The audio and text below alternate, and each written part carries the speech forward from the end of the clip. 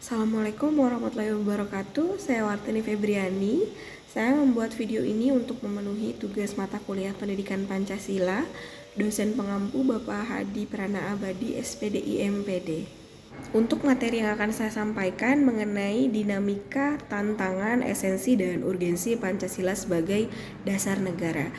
Seperti yang kita semua tahu, kalau Pancasila ini merupakan dasar negara Republik Indonesia ya teman-teman. Berbicara mengenai dinamika Pancasila sebagai dasar negara.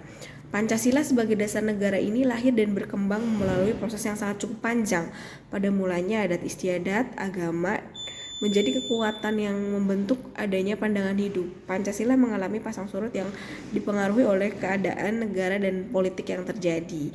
Pancasila sendiri disuarakan pada tanggal 1 Juni 1945.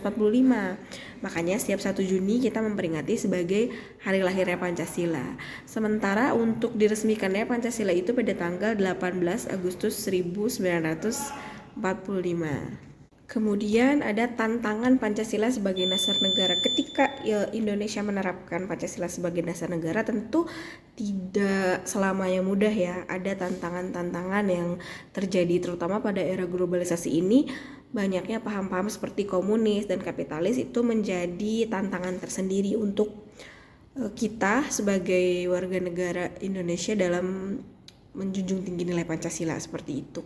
Tantangan yang melanda bangsa Indonesia ini bisa dilihat dari berbagai aspek. Ada yang dari kehidupan masyarakat, seperti gerakan-gerakan anarkisme seperti itu. Kemudian ada juga di bidang pemerintahan, karena banyaknya ranah publik aparatur pemerintah baik sipil maupun militer yang kurang mencerminkan jiwa kewarganegaraan.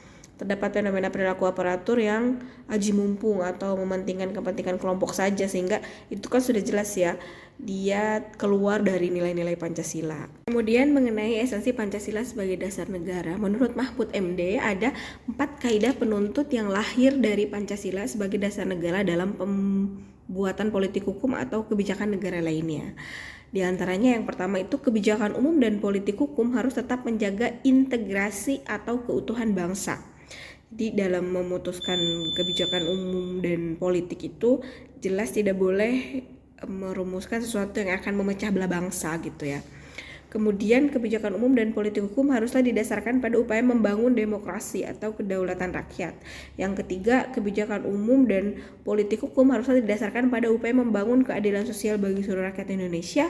Dan yang terakhir, kebijakan umum dan politik hukum haruslah didasarkan pada prinsip toleransi beragama yang berkeberadaban, karena kan agama di negara kita nggak cuma satu ya.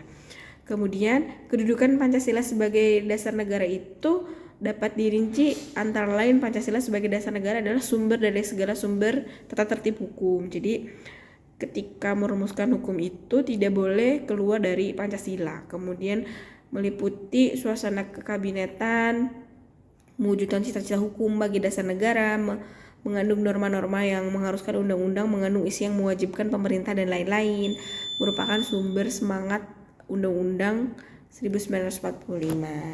Selanjutnya mengenai urgensi Pancasila sebagai dasar negara. Kenapa sih Pancasila itu penting banget buat negara kita? Nah, Pancasila ini merupakan salah satu alat pemersatu bangsa. Kemudian Pancasila juga kan merupakan satu falsafah negara ya. Nah, Pancasila ini erat hubungannya dengan undang-undang, dengan peraturan pemerintah, karena kan seperti yang dikatakan tadi bahwa dalam merumuskan suatu peraturan atau hukum itu tidak boleh keluar dari Pancasila gitu. Nah, urgensi Pancasila sebagai dasar negara antara lain untuk agar para pejabat itu bisa menyelenggarakan negara tidak kehilangan arah, terus agar partisipasi aktif seluruh warga negara dalam proses pembangunan dalam berbagai bidang kehidupan bangsa itu dijiwai oleh nilai-nilai Pancasila gitu.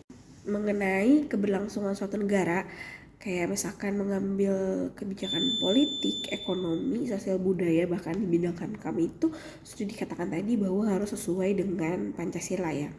Nah, salah satu implementasi Pancasila dalam perumusan kebijakan, kita ambil salah satu contoh saja ya, di bidang sosial dan budaya. Nah, strategi yang harus dilaksanakan pemerintah dalam memperkokoh kesatuan dan persatuan melalui pembangunan sosial budaya ditentukan dalam pasal 31 ayat 5 Pasal 32 ayat 1 dan ayat 2 Undang-Undang Dasar 1945.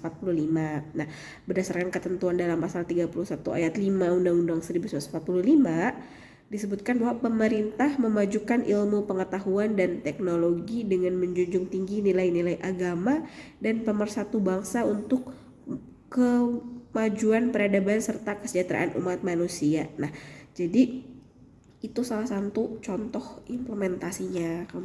Kesimpulannya adalah Pancasila sebagai dasar negara berarti setiap sendi-sendi ketatanegaraan pada negara Republik Indonesia ini harus berdasarkan dan atau harus sesuai dengan nilai-nilai Pancasila. Hal tersebut bermakna antara lain bahwa Pancasila harus senantiasa menjadi ruh atau spirit yang menjiwai kegiatan pembentukan negara seperti kegiatan mengamandemen undang-undang dan menjiwai segala urusan penyelenggaraan negara lainnya. Sekian yang dapat saya sampaikan. Saya menyadari bahwa apa yang saya sampaikan tadi masih jauh dari kata baik ya, masih banyak sekali kekurangan. Mohon dikoreksi dan mohon dimaafkan. Mudah-mudahan ilmunya bermanfaat untuk kita semua. Terima kasih atas perhatiannya. Wassalamualaikum warahmatullahi wabarakatuh. Salam sejahtera.